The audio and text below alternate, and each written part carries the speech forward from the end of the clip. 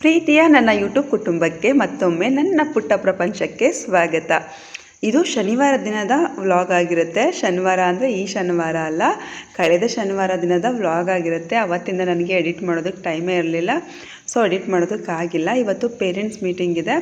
ಯಾವಾಗಲೂ ಶಾರುಗೆ ಶನಿವಾರನೇ parents meeting ಇರುತ್ತೆ ಅಂತ ನಾನು ನಿಮ್ಗೆ ಹೇಳಿದ್ದೀನಿ. ನಾವು ಹೋಗುವಷ್ಟರಲ್ಲಿ ಆಲ್ರೆಡಿ ಎಲ್ಲ ಪೇರೆಂಟ್ಸ್ ಮೀಟಿಂಗ್ ಮುಗ್ದೋಗಿತ್ತು. ಎಲ್ಲ ಮನೆಗೆ ಹೋಗಿಬಿಟ್ಟಿದ್ದು. ನಾವು ಕೊನೆ 1:30 ಹೋಗಿದ್ದು. ಶಾರು ಈ ಸಲ 3rd ರ್ಯಾಂಕ್ ಬಂದಿದ್ದಾಳೆ ಕ್ಲಾಸಿಗೆ. ಇಷ್ಟು ಸಲ 5th ರ್ಯಾಂಕ್ ಬರ್ತಿದ್ಲು, ಈ ಸಲನೇ 3rd ರ್ಯಾಂಕ್ ಬಂದಿರೋದು. 86% ಬಂದಿದೆ. ಪರವಾಗಿಲ್ಲ, ಅವಳು 3rd ಬರಲಿ ಬರದೇ ಇರಲಿ, ಒಟ್ಟಿನಲ್ಲಿ ಅವಳು ಚೆನ್ನಾಗಿ ಓದಿದ್ರೆ ಸಾಕು. ಚೆನ್ನಾಗಿ ಓದ್ತಾ ಇದ್ದಾಳೆ ಅನ್ನೋದು ನನಗೂ ಗೊತ್ತು. ಸ್ಟೂಡೆಂಟ್ಸ್ ಎಲ್ಲ ಸೇರಿಕೊಂಡು ಬೋರ್ಡೆಲ್ಲ ತುಂಬ ಚೆನ್ನಾಗಿ ರೆಡಿ ಮಾಡಿದ್ದಾರೆ. ನಾನು ಎಲ್ಲ ಕ್ಲಾಸ್ಗೂ ಹೋಗ್ತಿದ್ದೆ ಪ್ರತಿ ಸಲ, ಆದರೆ ಈ ಸಲ ಹೋಗಲಿಲ್ಲ. ಕಳೆದ ವರ್ಷ ಶಾರು ಕ್ಲಾಸ್ನಲ್ಲಿ ಎ ಸೆಕ್ಷನ್ ಮಾತ್ರ ಇತ್ತು. ಈ ವರ್ಷ ಜಾಸ್ತಿ ಮಕ್ಕಳಾಗಿದ್ದಾರೆ ಅಂದ್ಕೊಂಡು 2 ಸೆಕ್ಷನ್ ಮಾಡಿದ್ದಾರೆ. ಶಾರು ಇವಾಗ ಬಿ ಸೆಕ್ಷನ್ನಲ್ಲಿದ್ದಾಳೆ. ನಾನು ಹೋಗುವಾಗ ಎಂಟಿನಲ್ಲಿ ಯಾವುದೇ ವಿಡಿಯೋ ಮಾಡ್ಕೊಳ್ಳಿಲ್ಲ, ಬರೋವಾಗ ಮಾಡ್ಕೊಂಡಿದ್ದೀನಿ. ಯಾಕಂತ ಹೇಳಿದ್ರೆ ಆಲ್ರೆಡಿ ಟೈಮ್ ಆಗಿಬಿಟ್ಟಿತ್ತು. ಪಾಪ ನಾನೇ ಕೊನೆಯಲ್ಲಿ ಹೋಗಿದ್ದಂತ ಅನಿಸುತ್ತೆ. ನನಗೆ ಬೇಜಾರಾಗ್ತಿತ್ತು ಇಷ್ಟು ಲೇಟ್ ಆಗೋಯ್ತು ಅಂತ. ಅಂದರೆ ನನಗೆ ಸ್ವಲ್ಪ ಬ್ಯಾಂಕ್ನಲ್ಲಿ ಕೆಲಸ ಇತ್ತು. ಬ್ಯಾಂಕ್ನಲ್ಲಿ ಕೆಲಸ ಮುಗಿಸ್ಕೊಂಡು ಆಮೇಲೆ ನಾನು ಪೇರೆಂಟ್ಸ್ ಮೀಟಿಂಗ್ ಹೋಗಿದ್ದು. ಅಲ್ಲಿ ಸ್ವಲ್ಪ ಲೇಟ್ ಆಗೋಯಿತು. ನಾನು ಮೊದಲು ತೋರಿಸಿದ್ದು ಶಾರು ಕ್ಲಾಸ್ ರೂಮ್ನಲ್ಲಿ ಫೋಟೋಸ್ ಹಾಕಿದ್ದು. ಇಲ್ಲಿ ಕೆಳಗಡೆ ಎಲ್ಲ ಕ್ಲಾಸ್ದು ಕೂಡ ಎಲ್ಲ ಕ್ಲಾಸ್ ಮಕ್ಕಳದು 5th ರ್ಯಾಂಕ್ವರೆಗೆ ಯಾರ್ಯಾರು ಬಂದಿದ್ದಾರೆ ಅವ್ರದ್ದೆಲ್ಲ ಫೋಟೋಸ್ ಹಾಕಿದ್ದಾರೆ. ಇಲ್ಲೂ ಸಹ ಶಾರುದಿದೆ ನೋಡಿ. ಅವಳ ಹೆಸರು ಸಾನಿಧ್ಯ ಅಂತ ನಿಮಗೆಲ್ಲ ಗೊತ್ತಿದೆ ಅಲ್ವಾ. ನಾನು ನಿಮಗೆಲ್ಲ ಮತ್ತೊಂದು ವಿಚಾರ ಹೇಳಬೇಕು. ಐಶುದು 65K ರ್ಯಾಂಕಿಂಗ್ ಬಂದಾಗ ನಿಜವಾಗ್ಲೂ ನಾನು ತುಂಬ ಬೇಜಾರು ಮಾಡ್ಕೊಂಡ್ಬಿಟ್ಟಿದ್ದೆ. ಒಂದು ರೀತಿ ಡಿಪ್ರೆಷನ್ಗೆ ಹೋಗಿಬಿಟ್ಟಿದ್ದೆ. ಆದರೆ ಈಗ ಆ ಥರ ಎಲ್ಲ ಬೇಜಾರೇನೂ ಇಲ್ಲ. ಯಾಕಂತ ಹೇಳಿದ್ರೆ ನಾನು ಒಳ್ಳೊಳ್ಳೆ ಕಾಲೇಜಿಗೆ ಕೌನ್ಸಿಲಿಂಗ್ ಹಾಕಿದ್ದೀನಿ. ಮಾಕ್ ಅಲಾಟ್ಮೆಂಟಲ್ಲಿ ಒಳ್ಳೆ ಕಾಲೇಜೇ ಅವಳಿಗೆ ಸಿಕ್ಕಿದೆ. ನೋಡೋಣ ಫಸ್ಟ್ ರೌಂಡಲ್ಲಿ ಯಾವ್ದು ಸಿಗುತ್ತೆ ಅಂತ. ಸುಮ್ಮನೆ ನಾವು ಬೇಜಾರು ಮಾಡ್ಕೊಂಡು ಬಿಡ್ತೀವಿ ಅಷ್ಟೇ. ಗೌರ್ಮೆಂಟ್ ಸೀಟ್ಸೇ ಸಿಗುತ್ತೆ. ಇದು ನನ್ನ ರೋಡ್ನಲ್ಲಿ ಬರುವಾಗ ಚಾಮುಂಡೇಶ್ವರಿ ದೇವಸ್ಥಾನದಲ್ಲಿ, ಅಂದರೆ ನೆನ್ನೆ ಆಷಾಢ ಇತ್ತಲ್ವ, ಸೊ ಅಲಂಕಾರ ಮಾಡಿದರು. ತುಂಬ ಚೆನ್ನಾಗಿ ಅಲಂಕಾರ ಮಾಡಿದರು. ನಾನು ಪ್ರತಿ ವಾರ ಚಾಮುಂಡೇಶ್ವರಿ ದೇವಸ್ಥಾನಕ್ಕೆ ಹೋಗಬೇಕಂತ ಅಂದ್ಕೊಳ್ತಿರ್ತೀನಿ, ಬಟ್ ಯಾವ ವಾರ ಕೂಡ ಹೋಗಿರಲಿಲ್ಲ. ನಮ್ಮ ಅದೃಷ್ಟನೋ ಏನೋ ಶನಿವಾರ ಕೂಡ ದೇವಸ್ಥಾನ ಓಪನ್ ಇತ್ತು. ಕೊನೆ ಆಷಾಢ ಶುಕ್ರವಾರಕ್ಕೆ ಕಮಲಗಳಿಂದ, ಸಹಸ್ರಾರು ಕಮಲಗಳಿಂದ ದೇವಿಯನ್ನು ಅಲಂಕಾರ ಮಾಡಿದರು. ನಮಗೆ ಅದು ನೋಡುವಂತಹ ಸೌಭಾಗ್ಯ ಸಿಕ್ತು.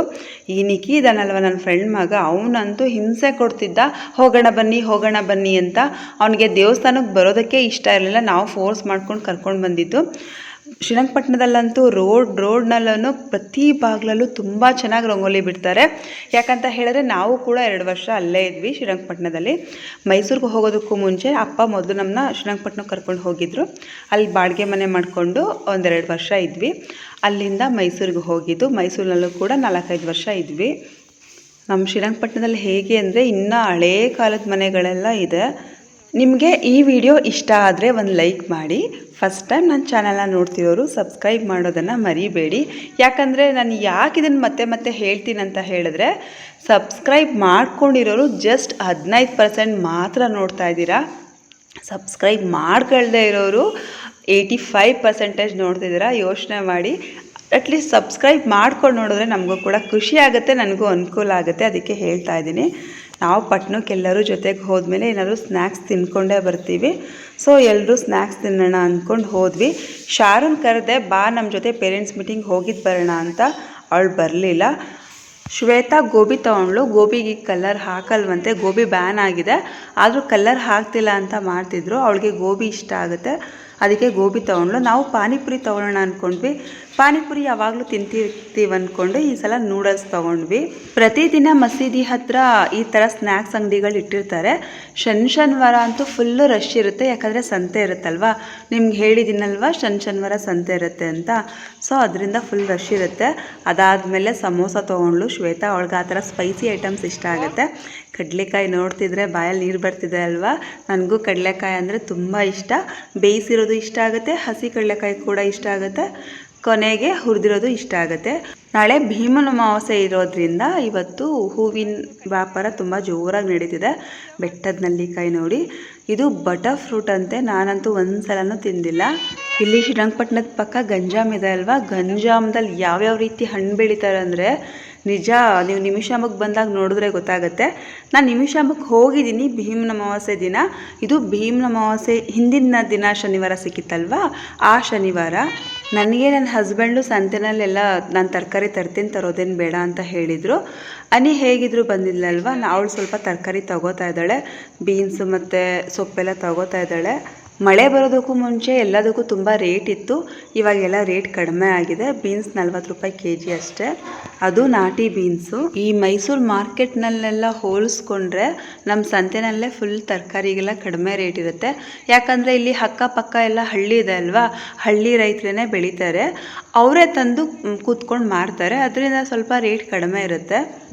ನಾವು ಸುಮ್ಮನೆ ಮೈಸೂರಲ್ಲಿ ಕಮ್ಮಿ ಸಿಗುತ್ತೆ ಅಂತ ಹೋಗೋದು, ನಿಜವಾಗ್ಲೂ ಮೈಸೂರಿಗಿಂತ ಇಲ್ಲೇ ಕಡಿಮೆಗೆ ಸಿಗುತ್ತೆ. ಆಮೇಲೆ ಎಲ್ಲ ರೀತಿ ತರಕಾರಿಗಳು ಸಹ ಸಿಗುತ್ತೆ, ತರಕಾರಿ ಮತ್ತು ಬಟ್ಟೆಗಳು, ಕರ್ಮೀನು. ಇಲ್ಲಿ ನೋಡಿ ಉಪ್ಪಿನಕಾಯಿ ಮತ್ತು ಪುಡಿಗಳು, ಅದೇ ಪುಳಿಯೋಗರೆ ಪುಡಿ ಅದು ಇದು ಎಲ್ಲ ಮಾರ್ತಾಯಿದ್ದಾರೆ.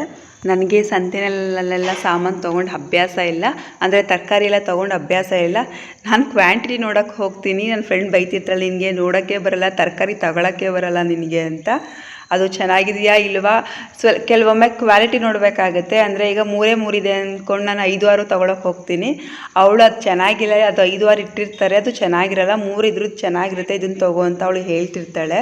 ಅಂದರೆ ಅಪ್ಪ ಇದ್ದಾಗ ಅವರೇ ಎಲ್ಲ ತಂದುಬಿಡ್ತಿದ್ರು, ಒಂದು ಅಷ್ಟಷ್ಟು ತಂದು ಅಭ್ಯಾಸ ನಮಗೆ. ಸೊ ಅದರಿಂದ ಅವ್ರು ತರ್ತಿದ್ರಿಂದ ನಾನು ಸಂತೆಗೆ ಹೋಗ್ತಾನೆ ಇರಲಿಲ್ಲ.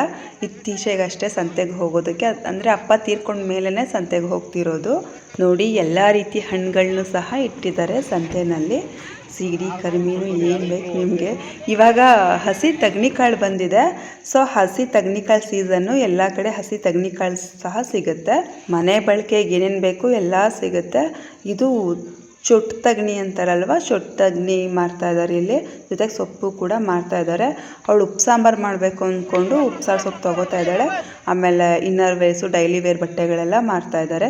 ಹಸಿ ತಗ್ನಿಕಾಳು ನೋಡಿ 60 ರೂಪಾಯಿ kg ಅಂತೆ. ಎಲ್ಲ ಮುಗಿಸ್ಕೊಂಡು ಬಂದು ನಾವು ಬಸ್ಸನ್ನು ಹತ್ತಿದ್ವಿ. ನಾವು ಬಸ್ನಲ್ಲೇ ಬಂದಿದ್ದು. ಕಾವೇರಿ ನೋಡೋದಕ್ಕೆ ಇನ್ನೂ ಜನ ನಿಂತಿದ್ದಾರೆ, ಕಾವೇರಿಯನ್ನು ನೋಡ್ತಾ ಇದ್ದಾರೆ. ಇದು ನಾನು ಲಾಸ್ಟ್ ಶನಿವಾರ ಅಂತ ಹೇಳ್ತಾ ಇದ್ದೀನಿ, ಇವತ್ತು ನಾನು ಶನಿವಾರ ಎಡಿಟ್ ಮಾಡ್ತಿರೋದು ಇದನ್ನು. ಇವಾಗ ಕಾವೇರಿ ನೀರು ಫುಲ್ ಕಡಿಮೆ ಆಗಿಬಿಟ್ಟಿದೆ. ಇಲ್ಲಿ ನಮ್ಮ ಪಕ್ಕದ ಮನೆಯವರು ನನಗೆ ತುಂಬ ದಿನದಿಂದ ಬಾ ನಮ್ಮಲ್ಲಿ ಅವಳಿ ಕರುವಾಗಿದೆ ವಿಡಿಯೋ ಮಾಡ್ಕೊ, ಬಾ ನಮ್ಮಲ್ಲಿ ಅವಳಿ ಕರುವಾಗಿದೆ ವಿಡಿಯೋ ಮಾಡ್ಕೊ ಅಂತ ಕರಿತಾನೇ ಇದ್ದರು. ನನಗೆ ಹೋಗೋದಕ್ಕೆ ಸಮಯನೇ ಇರಲಿಲ್ಲ. ಇದು ಭೀಮ್ ಅಮಾವಾಸ್ಯೆ ದಿನ ನಾನು ವಿಡಿಯೋ ಮಾಡ್ಕೊಂಡಿರೋದು, ಆದರೆ ಶನಿವಾರ ದಿನದ ವ್ಲಾಗ್ ಜೊತೆಗೆ ಸೇರಿಸ್ತಿದ್ದೀನಿ. ಯಾಕಂದರೆ ಭೀಮ್ ಅಮಾವಾಸ್ಯೆ ದಿನ ಸ್ವಲ್ಪ ಜಾಸ್ತಿ ಇದೆ. ನಾನು ದೇವಸ್ಥಾನಕ್ಕೆ ಹೋಗಿದ್ದೆ ಅಂದಲ್ವ ನಿಮಿಷಮ್ಮಕ್ಕೆ, ಅದೆಲ್ಲ ಇದೆ, ಅದನ್ನು ಎಡಿಟ್ ಮಾಡೋದು ಸ್ವಲ್ಪ ಲೇಟ್ ಆಗಬಹುದು. ಇದು ಬಂದು 1-2 ದಿನಕ್ಕೆ ಅದು ಕೂಡ ಬರುತ್ತೆ. ಎಷ್ಟು ಮುದ್ದಾಗಿದೆ ನೋಡಿ ಕರುಗಳು. ಇದು ನಾನು ಶಾರ್ಟ್ ವಿಡಿಯೋದಲ್ಲಿ ಹಾಕಿದ್ದೀನಿ, ಆದರೆ ನಾನು ಮೊದಲೇ ಹೇಳಿದಾಗೆ ಶಾರ್ಟ್ ವೀಡಿಯೋಸ್ ನಂದಷ್ಟು ವ್ಯೂಸ್ ಆಗಲ್ಲ, ಅದ್ರಲ್ಲಿ ಜಾಸ್ತಿ ವ್ಯೂಸ್ ಆಗಿಲ್ಲ. ಮುದ್ದಾಗಿದೆ. ಹೆಸರೇನು ಇಟ್ಟಿದ್ದಾರೆ ಗೊತ್ತಾ ಇದಕ್ಕೆ? ಸುಬ್ಬಿ ಅಂತೆ. ಕೊನೆಯಲ್ಲಿ ನಾನು ಇವತ್ತು ಆಸ್ಪತ್ರೆಗೆ ಹೋಗಿರೋ ವಿಡಿಯೋ ಸಹ ಹಾಕಿದ್ದೀನಿ. ನಾನು ಮತ್ತು ಅಮ್ಮ ಇಬ್ಬರು ಆಸ್ಪತ್ರೆಗೆ ಹೋಗಿದ್ವಿ. ಅಮ್ಮಂಗೆ ಯಾಕೋ ವೀಸಿಂಗ್ ಪ್ರಾಬ್ಲಮ್ ಬಂತು. ನಾನು ಬೆಳಗ್ಗೆ ಶ್ರೀರಂಗಪಟ್ಟಣಕ್ಕೆ ಗೌರ್ನಮೆಂಟ್ ಆಸ್ಪತ್ರೆಗೆ ಕರ್ಕೊಂಡು ಹೋದೆ. ಅವರಿಲ್ಲಿ ಆಗೋದಿಲ್ಲ ಅಮ್ಮ, ಕಫ ಸ್ವಲ್ಪ ಜಾಸ್ತಿ ಆಗಿದೆ ಅನಿಸುತ್ತೆ, ಮೈಸೂರಿನಲ್ಲಿ ತೋರಿಸಿ ಅಂದರು. ಅಮ್ಮಂಗೆ ಆಪ್ರೇಷನ್ ಆಗಿದ್ದು, ಮೊದಲು ಶ್ವಾಸಕೋಶ ಇನ್ಫೆಕ್ಷನ್ ಆಗಿ ಆಪ್ರೇಷನ್ ಆಗಿತ್ತು. ಅದು JSS ಆಸ್ಪತ್ರೆನಲ್ಲೇ, ಅಲ್ಲೇ ತೋರಿಸೋಣ ಅಂದ್ಕೊಂಡು ಕರ್ಕೊಂಡು ಹೋದೆ. ಅವ್ರದ್ದು ಶ್ವಾಸಕೋಶದ ಪ್ರಾಬ್ಲಮ್ ಏನೂ ಇರಲಿಲ್ಲ, ಬಟ್ ಹೃದಯದ ಸ್ವಲ್ಪ ಸಮಸ್ಯೆ ಇದೆ ಅಂತ ಹೇಳಿದ್ರು. ಅವ್ರು ಇರೋವರೆಗೂ ಲೈಫ್ ಲಾಂಗ್ ಮಾತ್ರೆ ನುಂಗಬೇಕಂತ ಹೇಳಿದ್ದಾರೆ. ಸೊ ಇವಾಗ ಸದ್ಯಕ್ಕೆ ಮಾತ್ರೆ ತಂದಿದ್ದೀವಿ, ಅಡ್ಮಿಟ್ ಮಾಡಬೇಕಂತ ಹೇಳಿದ್ರು. ಆಮೇಲೆ 3 ದಿನ ನೋಡಿ ಆಮೇಲೆ ಬನ್ನಿ ಅಂತ ಹೇಳಿದ್ರು. ನಾನು ಕೂಡ ತುಂಬ ದಿನದಿಂದ ನಿಮ್ಗೆ ಹೇಳ್ತಿದ್ದೆ ನಂಗೆ ತುಂಬ ಬೆನ್ನೋವಿದೆ ಅಂತ. ನಾನು ತೋರಿಸ್ದೆ. ನಾನು ಪ್ರೆಗ್ನೆಂಟ್ ಇರುವಾಗ ಬಿದ್ದಿದ್ದೆ ಸ್ಕೂಟಿಂದ ಕೆಳಗಡೆ.